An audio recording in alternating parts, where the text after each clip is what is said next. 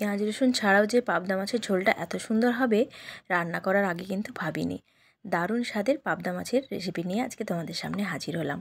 আশা করি সবাই খুব ভালো আছো, আমিও ভীষণ ভালো আছি।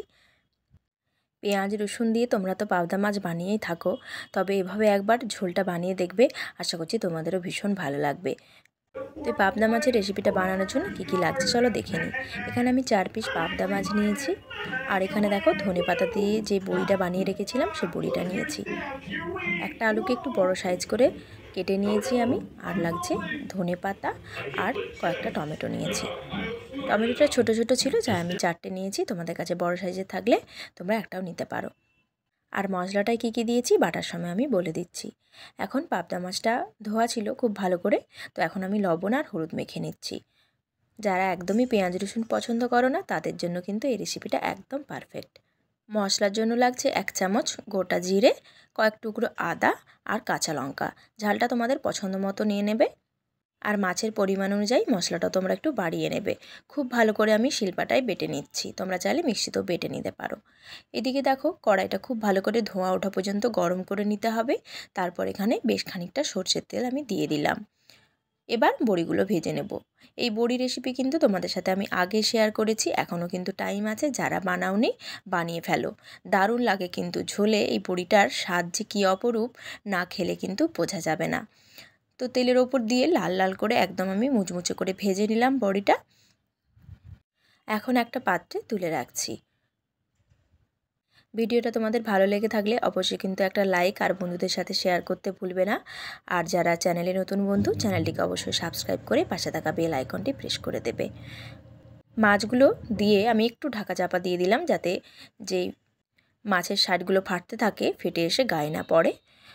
তো এখন আমি আঁচটাকে মাঝারি আঁচে রেখেছি, মাঝারি আঁচে রেখেই মাছগুলোকে ভেজে নিতে হবে, তাহলে দেখবে মাছগুলো কড়ার গায়ে একদম চিটিয়ে যাচ্ছে না। তো 2 মিনিট ঢাকা চাপা দেওয়ার পর আমি খুলে নিয়েছি। তারপর এক পিঠ খুব ভালো করে ভাজা হলে অপর পিঠ উল্টে দিলাম। অপর পিঠটাও ভালো করে লাল লাল করে ভেজে নিয়ে আমি একটা পাত্রে তুলে রাখছি। বাকি মাছগুলো আমি একইভাবে ভেজে নিলাম। এবার ওই তেলের মধ্যে একটু আলুগুলো ভেজে নেব আমি। আলুগুলো যেহেতু বড় বড় করে কেটেছি তাই একটু লাল লাল করে ভেজে নিচ্ছি। যাদের একটু পেটের প্রবলেম আছে তারা কিন্তু এভাবে মাছের রান্না করে খেতে পারো, তাহলে কিন্তু পেটের প্রবলেম হবে না। অনেক সময় কি হয়, পেঁয়াজ রসুন পেটটাকে খুব গরম করে দেয়। তো এরপর তো গরম পড়েই যাচ্ছে, যার ফলে খুবই হালকা পাতলা রান্না খেতে ইচ্ছে করবে, তখন এইভাবে তোমরা ঝোল বানিয়ে নিতে পারো।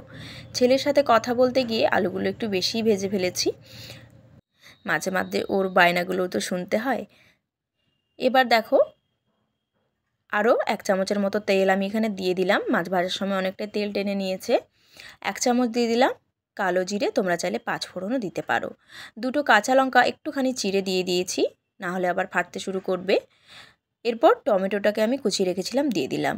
এই টমেটোগুলো কিন্তু আমার বাড়িতে গাছে হয়েছে, সেই টমেটোগুলো নিয়েছি, একদম দেশি টমেটো, আর কড়াই দেওয়ার সাথে সাথে একদম গলে যায়।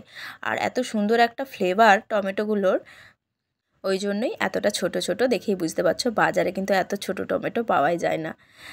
তো এখন যে মশলাটা রেডি করে রেখেছিলাম সেই মশলাটা দিয়ে দিলাম। তোমাদের কাছে যদি গোটা ধনে থাকে তাহলে মশলা বাটার সময় অবশ্যই 1/2 চামচের মতো অ্যাড করবে। আমার কাছে ছিল না তাই আমি গুঁড়োটাই অ্যাড করছি। তো এখানে আমি 1 চামচের মতো গুঁড়ো ধনিয়া দিয়ে দিলাম। এরপর 1 চামচের 4 ভাগের 1 ভাগ দিয়ে দিলাম হলুদের গুঁড়ো, একই পরিমাণ দিয়ে দেব লঙ্কার গুঁড়ো।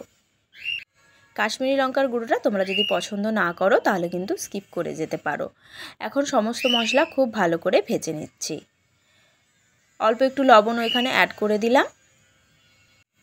এবার ওপর থেকে একটু ধনেপাতা দিয়ে দিচ্ছি, যাতে ধনেপাতার যে ফ্লেভারটা সেটা ঝোলের মধ্যে খুব ভালো করে আসে। এবার খুব ভালো করে মিশিয়ে নিয়ে অল্প একটু জল দিয়ে দিলাম। জলটা দিয়ে খুব ভালো করে ম্যাশ করে নেব, যাতে মশলাটা খুব স্মুথ হয়। এবার আলুগুলো দিয়ে দিচ্ছি। আঁচটাকে কিন্তু এখন আমি কমিয়ে রেখেছি। আলুগুলো দিয়ে একটু ভালো করে কষিয়ে নিয়ে ঢাকা চাপা দিয়ে 5 মিনিটের মতো রেখে দেব, একদম আঁচটাকে কমিয়ে রেখে। তাতে আলুটা একটু নরম হয়ে যাবে। এবার দেখো ঢাকাটা খুলে নিচ্ছি। দেখতে পাচ্ছ চারিপাশ থেকে একদম তেল ছেড়ে আসছে, আর আলুটাও কিন্তু সেদ্ধ হয়ে গেছে। এবার এখানে উষ্ণ গরম জল দিয়ে দিতে হবে। তোমরা যতটা পরিমাণ ঝোল রাখবে সেই হিসেবে জলটা দেবে। তবে আমি খুব একটা পাতলা বা খুব একটা ঘনও করব না, মাঝামাঝি টাইপের করব। তো সেই হিসেবে আমি জলটা নিয়ে নিলাম। এখানে আমি মাঝারি বাটির 1 বাটি জল দিয়েছি। আর রান্নায় কিন্তু সবসময় চেষ্টা করবে একটু উষ্ণ গরম জল ব্যবহার করার, তাহলে টেস্টটা ভালো থাকে। অল্প একটু চিনিও দিয়ে দিলাম টেস্টটাকে ব্যালেন্স করার জন্য, যেহেতু টমেটো দিয়েছি তাই টকটাকে একটু ব্যালেন্স করবে আর খেতেও ভালো লাগবে। একটু মিশিয়ে নেব, তারপর আঁচটাকে কমিয়ে রেখে 8 মিনিটের মতো রান্না করে নেব। আলুটা খুব ভালো করে সেদ্ধ হয়ে গেছে, চারিপাশ থেকে তেলও ছেড়ে আসছে। এবার যখন ফুটবে সেই সময় মাছগুলো দিয়ে দেব। এক এক করে মাছগুলো আমি দিয়ে দিচ্ছি, দেখতেই পাচ্ছ। এরপর দিয়ে দেব বড়িটা। বড়িটা তোমরা চাইলে ভেঙেও দিতে পারো, আমি গোটায় দিয়ে দিচ্ছি। এই বড়িটা দেওয়ার জন্য এর স্বাদ কিন্তু দ্বিগুণ বেড়ে গেল। মাছের সাথে কিন্তু আমি বড়িটা দিয়ে দিলাম, কারণ বাড়িতে বানানো বড়িটা খুব একটা বেশি নরম হবে না ঝোলে দেওয়ার পর। দোকানের বড়িগুলো একদমই ল্যাদ করতে থাকে, ঝোলে দেওয়ার পর খুব একটা ভালো লাগে না খেতে। বড়িগুলো দেওয়ার পর 2 মিনিট আমি একটু ঢাকা চাপা দিয়ে রেখে দিয়েছিলাম, যাতে ঝোলটা ভালোভাবে বড়ির মধ্যে ও মাছের মধ্যে ভালো করে ঢুকে যায়। তো এখন দেখো উপর থেকে একটু ধনেপাতা আর কাঁচা লঙ্কা চেরা আমি ছড়িয়ে দিলাম। গ্যাসটাকে অফ করে নিয়েছি। মাছের ঝোলটা আমি এখন অন্য একটা পাত্রে সার্ভ করে দিচ্ছি। দেখতেই পাচ্ছ কতটা সুন্দর হয়েছে। এরকম একটা ঝোলের রেসিপি থাকলে দুপুরবেলা কিন্তু আর খাওয়ার চিন্তা করতে হবে না। বাচ্চা থেকে বড় সবাই হাত চেটে খাবে। দারুণ সুস্বাদু হয়। অবশ্যই বাড়িতে তোমরা একবার ট্রাই করো আর আমাকে কমেন্টে জানিও তোমাদের কেমন লেগেছে। তোমাদের কমেন্ট পড়তে কিন্তু ভীষণ ভালো লাগে। একটু মাছ আমি ভেতর থেকে ভেঙেও দেখিয়ে দিলাম যে কতটা নরম হয়েছে, মুখে দিলে একদম মিলিয়ে যাবে। আবার আসবো নতুন কোনো রেসিপি নিয়ে, ততক্ষণ সবাই ভালো থাকবে, সুস্থ থাকবে।